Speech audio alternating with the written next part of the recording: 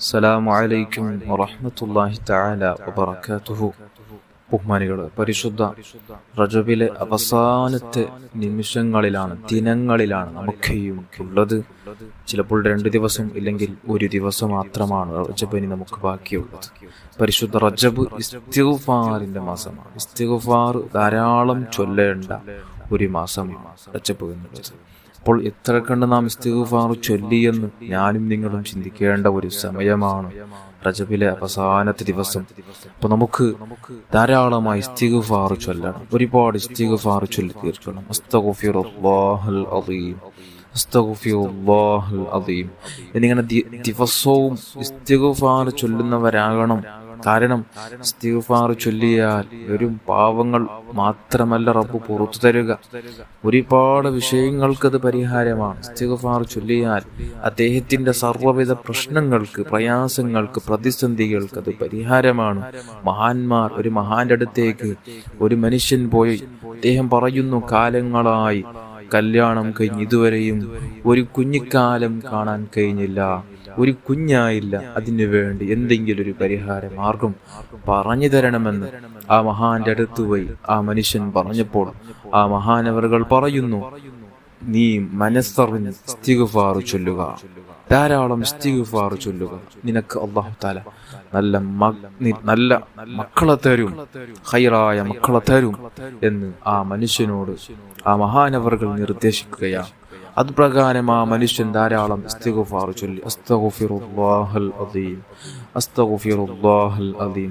അദ്ദേഹത്തിന്റെ മനസ്സുറുകി അദ്ദേഹം ധാരാളം ഇസ്തിഗ്ഫാർ ചൊല്ലി.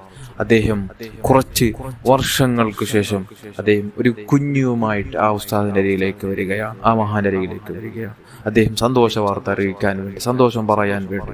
അതുകൊണ്ട് ഇസ്തിഗ്ഫാർ സർവ്വവിധ പ്രശ്നങ്ങൾക്ക്, പ്രയാസങ്ങൾക്ക്, പ്രതിസന്ധികൾക്ക് പരിഹാരമാണ്.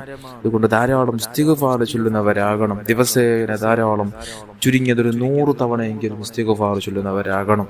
അല്ലാഹു തആല നമുക്ക് ഭാഗ്യം തരട്ടെ. ഹബീബായ തങ്ങൾ പറയുകയാണ്, മൻ ലസിമൽ ഇസ്തിഗ്ഫാർ ജഅലല്ലാഹു ലഹു മിൻ കുല്ലി ദീഖിൻ മഖ്റജ വമിൻ കുല്ലി ഹമ്മിൻ ഫറജ വറസഖഹു മിൻ ഹൈസു ലാ യഹ്തസിബ്. അവിടുന്ന് പറയുകയാണ്, ഒരാൾ ഇസ്തിഗ്ഫാർ ദിവസവും ചൊല്ലിയാൽ, ഇസ്തിഗ്ഫാർ അദ്ദേഹത്തിന്റെ ജീവിതത്തിൽ പതിവാക്കിയാൽ, അദ്ദേഹത്തിന്റെ എല്ലാ പ്രയാസങ്ങളും, എല്ലാ ബുദ്ധിമുട്ടുകൾ, തടസ്സങ്ങൾ, രോഗങ്ങൾ, പ്രതിസന്ധികൾ, അതേപോലെ തന്നെ അദ്ദേഹത്തിന് പ്രയാസം തോന്നിക്കുന്ന സർവ്വവിധ പ്രശ്നങ്ങൾക്കത് പരിഹാരമാണ്. അതെല്ലാം നീങ്ങിക്കിട്ടും. അദ്ദേഹം അറിയാതെ തന്നെ അദ്ദേഹത്തിന്റെ എല്ലാ പ്രയാസങ്ങളും സോൾവ് ആയി കിട്ടും, റാഹത്ത് ലഭിക്കും, ജീവിതം സന്തുഷ്ടമാവും. അതേപോലെ തന്നെ അദ്ദേഹത്തിന്റെ എല്ലാ ടെൻഷനുകളും അല്ലാഹു തആല ദൂരത്താക്കി കളയും. എല്ലാ ടെൻഷനും അല്ലാഹു തആല നീക്കി കളയും. മനസ്സിലുള്ള എല്ലാ ടെൻഷനുകൾ, ബേജാറുകൾ, വിഷമങ്ങൾ, ദുഃഖങ്ങൾ, പ്രയാസങ്ങൾ എല്ലാത്തിനും അത് പരിഹാരമാണ്.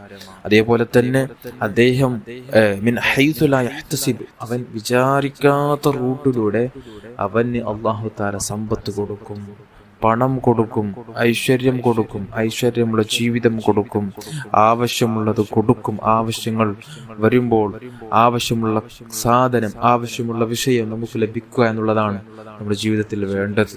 അങ്ങനെയാണ്. അപ്പോൾ ധാരാളം സമ്പത്തുണ്ടായത് കൊണ്ടൊന്നും കാര്യമില്ല.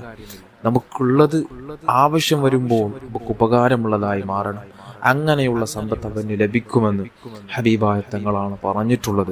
അതുകൊണ്ട് നമ്മുടെ ജീവിതത്തിൽ ധാരാളം ഇസ്തിഗ്ഫാർ ചൊല്ലുന്നവരാകണം. അസ്തഗ്ഫിറുല്ലാഹൽ അദീം, അസ്തഗ്ഫിറുല്ലാഹൽ അദീം എന്നിങ്ങനെ നിരന്തരം ചൊല്ലുന്നവരായാൽ നമുക്ക് ഒരു പ്രയാസമില്ലാതെ ദുനിയാവിൽ ജീവിക്കാൻ പറ്റുമെന്ന് ഹബീബായ തങ്ങൾ പഠിപ്പിച്ചു തരുമ്പോൾ നമുക്കതൊക്കെയും നമ്മുടെ മനസ്സിൽ ഇരുത്തിക്കൊണ്ട് ഇനി മുതൽ നമുക്ക് ഇസ്തിഗ്ഫാർ ചൊല്ലാൻ കഴിയണം.